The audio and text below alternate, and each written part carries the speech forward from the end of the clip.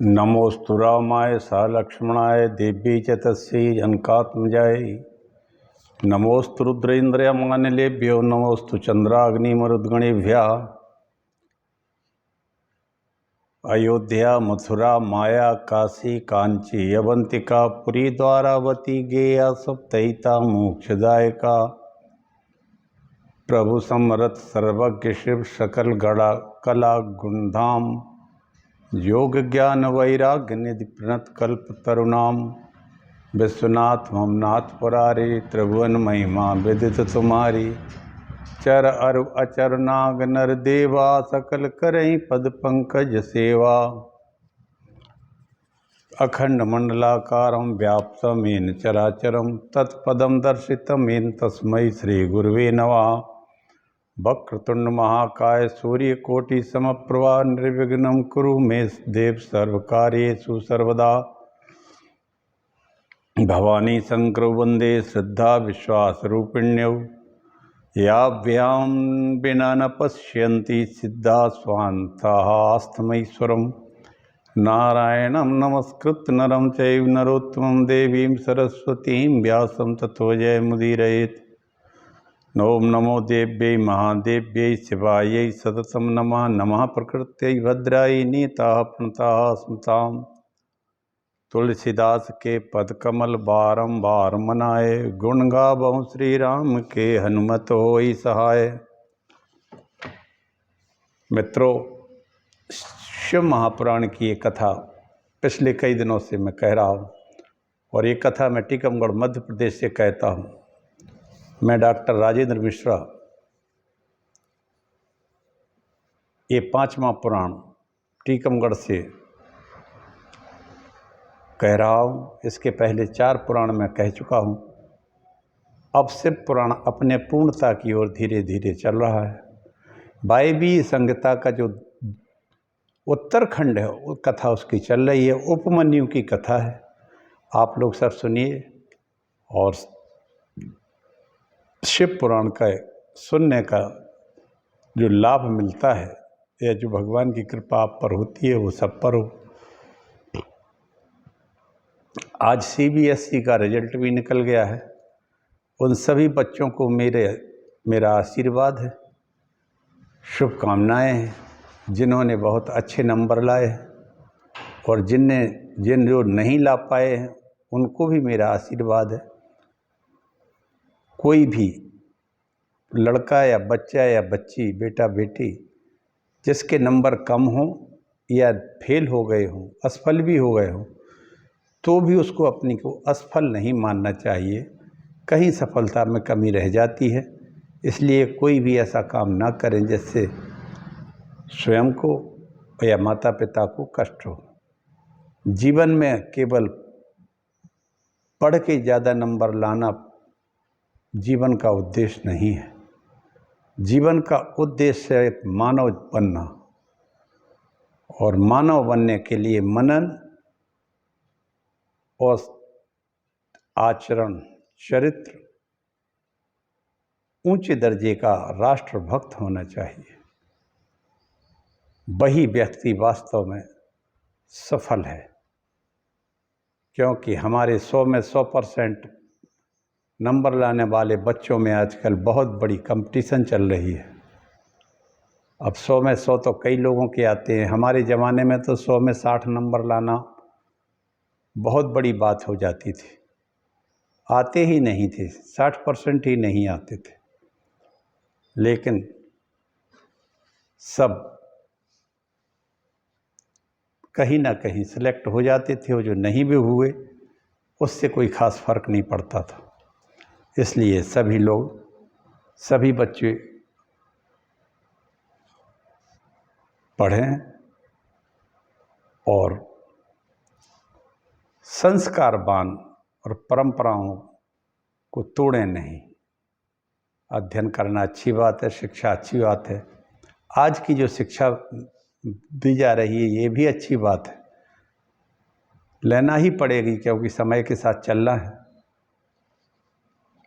भले ही हमारे सरकारी स्कूलों में व्यवस्था नहीं है अच्छी, मजबूरी में हमें महंगे स्कूल और क्रिश्चियनों के स्कूलों में, ईसाइयों के स्कूलों में पढ़ाना पड़ते हैं बच्चों को, क्योंकि हमारे ज़माने में तो ये थे नहीं। और स्कूल सरकारी बहुत अच्छे थे उस समय, स्कूलों में अध्यापक भी अच्छे थे और पूरे समय स्कूल लगता था।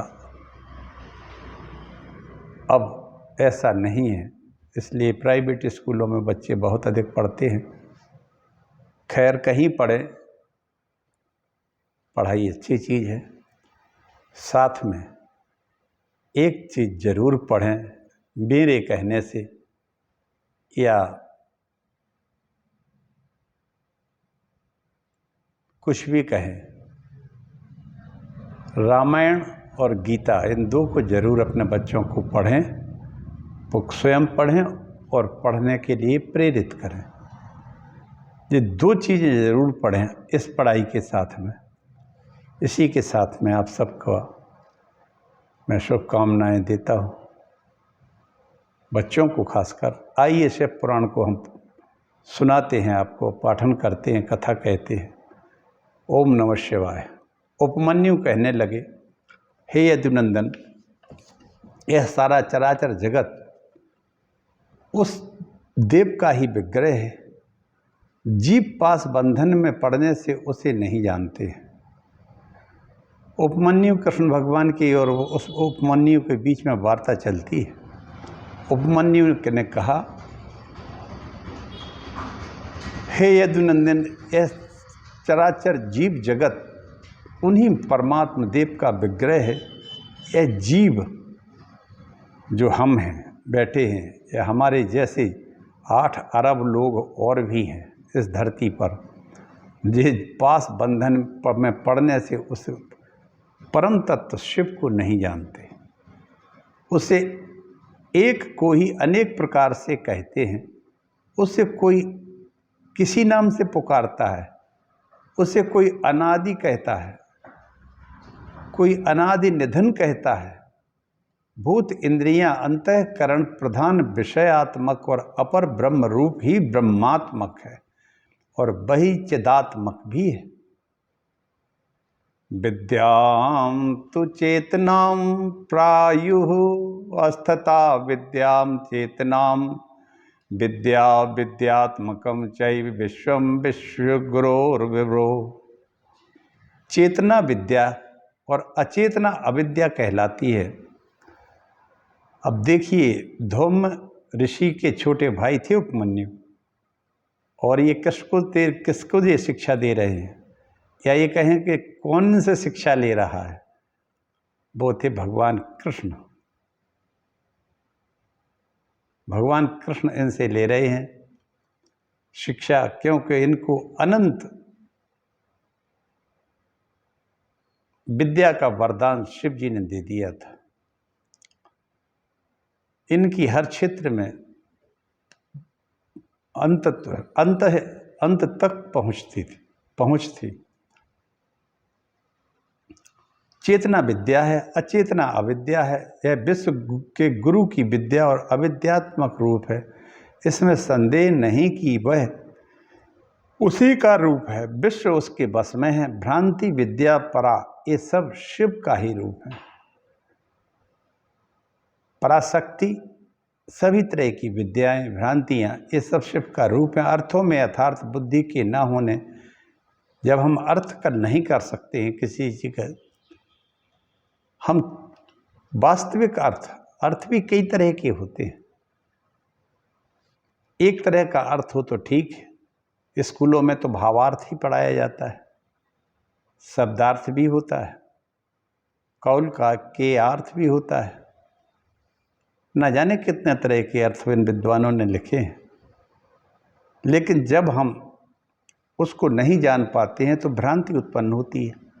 तो अर्थाकार संवित्त उसको विद्या का ही रूप है। उसको विद्या ही कहते हैं। विकल्प रहित तत्व पद कहलाता है।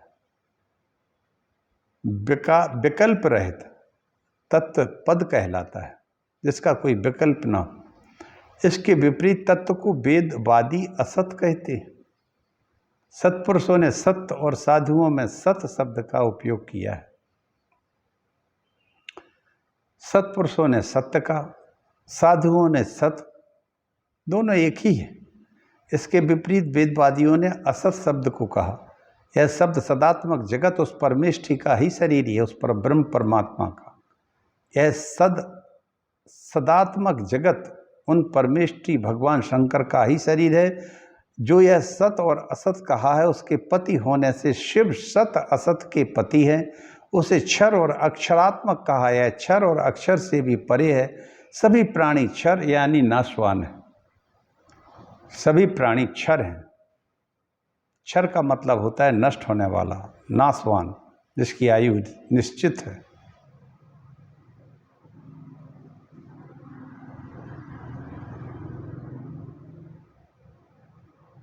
कूटस्थ का नाम अक्षर चिदात्मा है। ये दोनों रूप परमेश के बस में है। उससे परे शांत शिव क्षर अक्षर से परे कहे जाते हैं। कोई मुनि शिव को परम कारण कहते हैं। समष्टि को अव्यक्त और व्यष्टि को व्यक्त कहते हैं। अब समष्टि को तो अव्यक्त कहेंगे, क्योंकि समष्टि तो सारे ब्रह्मांड में व्याप्त रहती है। एक कारण शरीर है भगवान शंकर का, तो ये तो अव्यक्त है। और व्यष्टि एक व्यक्त है, परमेश्वर के ही दोनों रूप है। उनके कारण से अभाव से शिव ही परम कारण है। कारण अर्थ के जानने वाले समष्टि और व्यष्टि कारण कहते हैं। कोई कहते हैं कि ईश्वर जाति और व्यक्ति स्वरूपी है। जो पिंडों में बरतती है वह जाति कहलाती है। अब जाति क्या है? जो एक समूह पिंडों में बरतती है वह जाति कहलाती है। वह व्यक्ति आवृत्ति रूप सब पिंड जाति में स्थित हैं। जाति और व्यक्ति उसी की आज्ञा से परिपालित है। इस कारण महादेव जाति और व्यक्ति स्वरूप वाले कहे गए हैं। ऐसा में सो अधिपो धाता प्रवर्त कनिवर्त कह, आविर्भाव तिरोभाव हेतुर कहा स्वराट जह। यही इस अधिपति प्रजाता प्रवर्तन निवृत्तन करने वाला, आविर्भाव प्रकट तिरोभाव गुप्त करने का कारण है। कोई विराट हिरण्य गर्भात्मा ईश कहते हैं। ब्रह्मलोक का विश्वात्मा विराट है। कभी लोग अंतर्यामी और पर को शिव कहते हैं। कोई प्राग तेज से विश्वात्मा कहते हैं।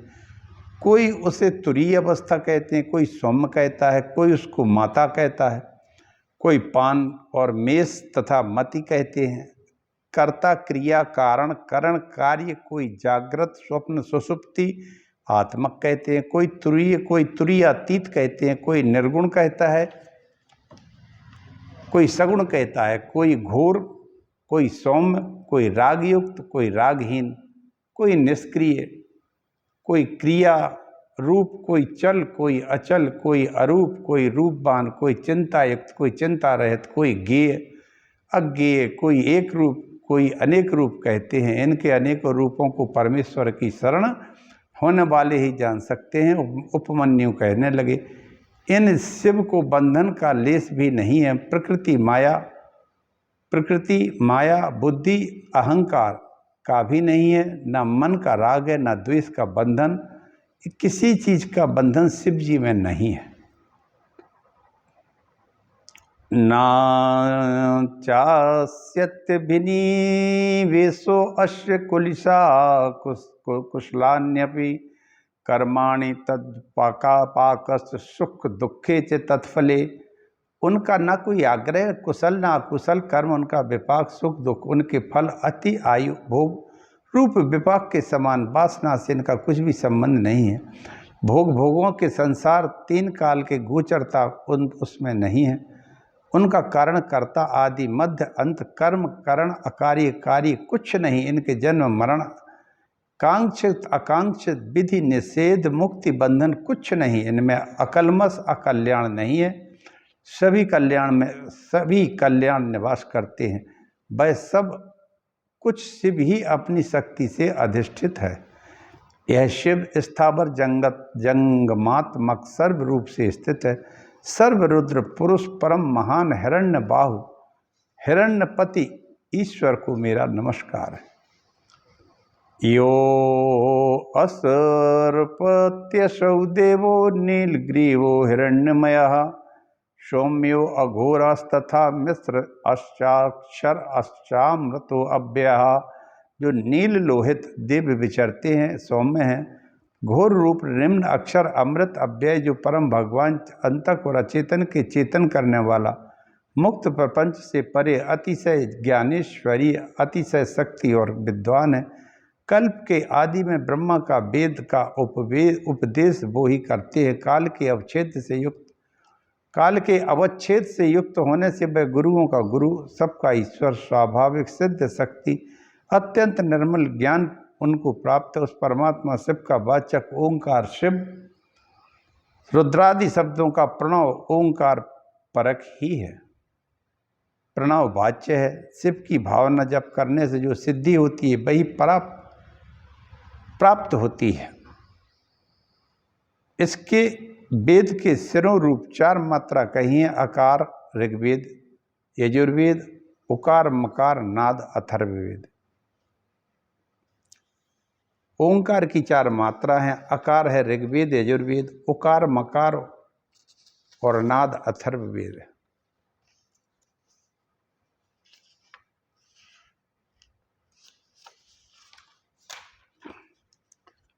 अकार रजोगुण युक्त चतुर्मुख ब्रह्मा है, उकार प्रकृति योनि सत्व गुण विष्णु है, मकार पुरुष बीज तम उसमें संहार करता हर है, नाद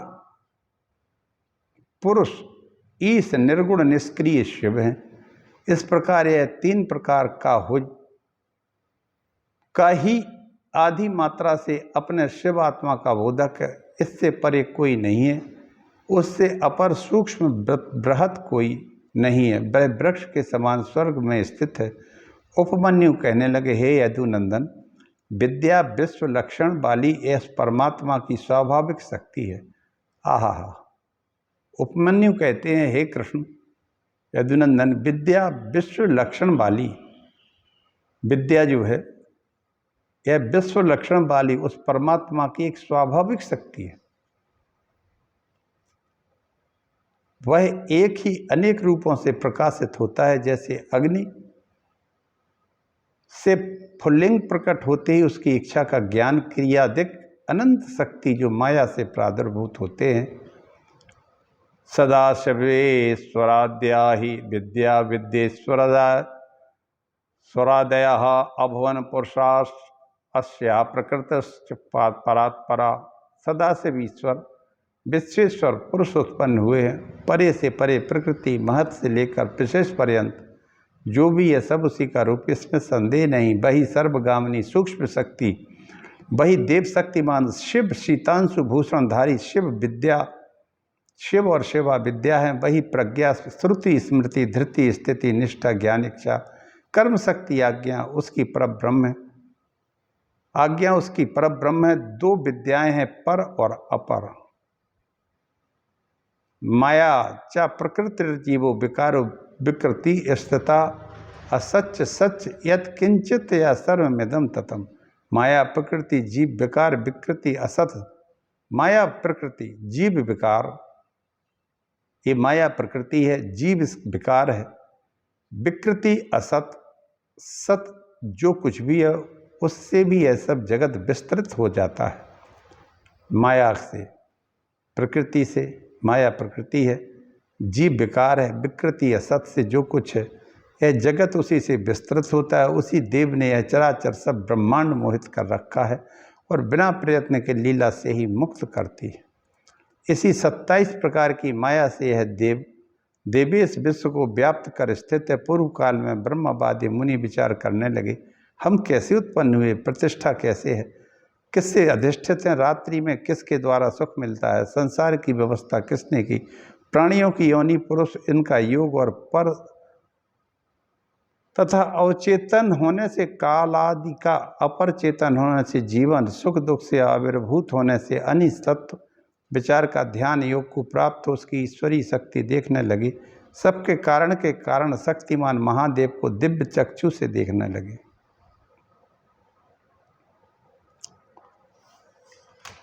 जो संपूर्ण के कारण कालात्मा सहित हैं, वह अप्रमेय हैं, वही इस शक्ति से सहित स्थित है।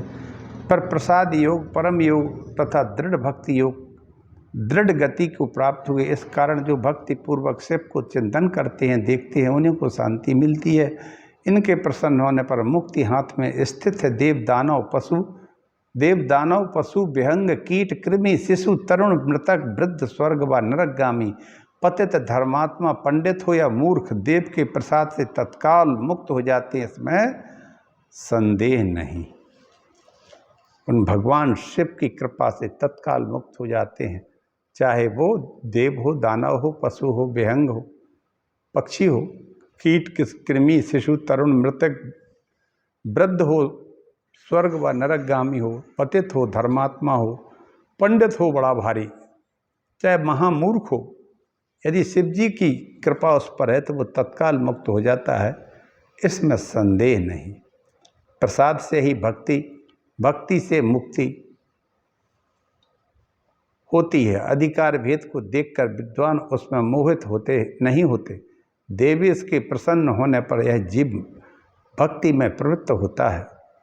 उस परम भक्ति से प्रसाद की प्राप्ति होती है और प्रसाद से ही सभी पास बंधन से मुक्ति और निवृत्त हो जाती है। अल्प भाव ही सही शिव उसका भी कल्याण करते हैं, फिर भी 3 जन्म में मुक्त हो जाता है।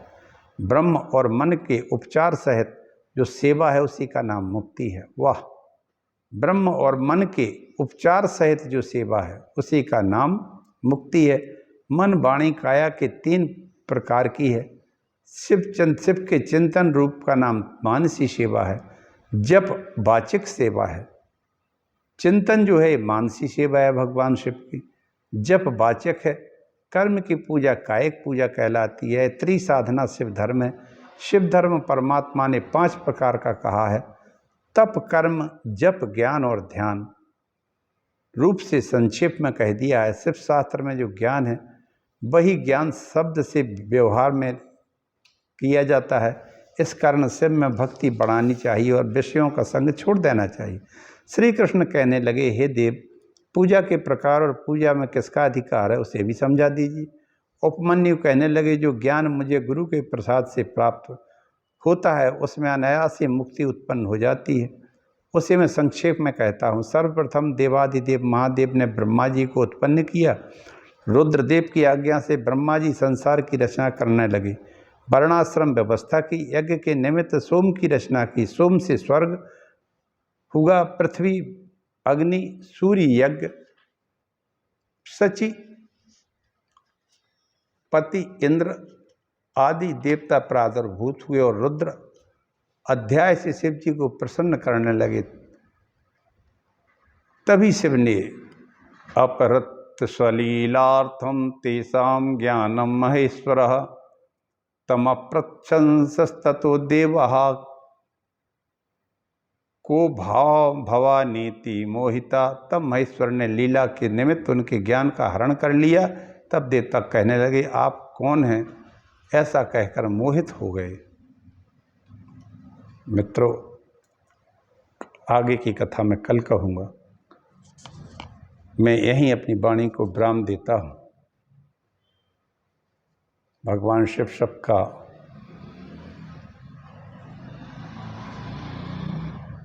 कष्ट दूर करे और सबको, सभी को शिव जी की कृपा प्राप्त हो।